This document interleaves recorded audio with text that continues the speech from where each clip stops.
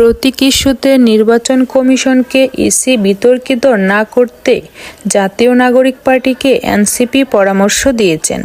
গণ অধিকার পরিষদের সভাপতি নুরুল হক নূর বুধবার 29 অক্টোবর নির্বাচন ভবনে প্রধান নির্বাচন কমিশনার সিইসি এএমএম নাসির উদ্দিনের সঙ্গে সাক্ষাৎ শেষে সাংবাদিকদের সঙ্গে আলাপকালে তিনি এ পরামর্শ দেন।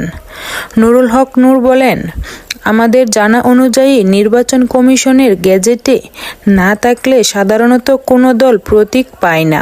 ওই তালিকার মধ্য থেকেই প্রতীক বাছাই করতে হয়। যেমন আমাদের দলের প্রতীক ট্রাক। এটা কিন্তু আমরা নিজেরা চয়েস করিনি।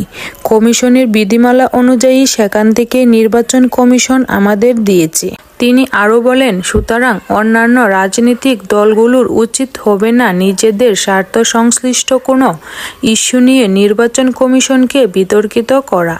বিএনপির জ্যেষ্ঠ যুগ্ম মহাসচিব রুহুল কবির রিজভী বলেছেন, যারা সমাজে চাঁদাবাজি করেন, আতঙ্ক সৃষ্টি করেন, নদীর বালু বা অন্যের জমি দখল করেন, তারা বিএনপির সদস্য হতে পারবেন না।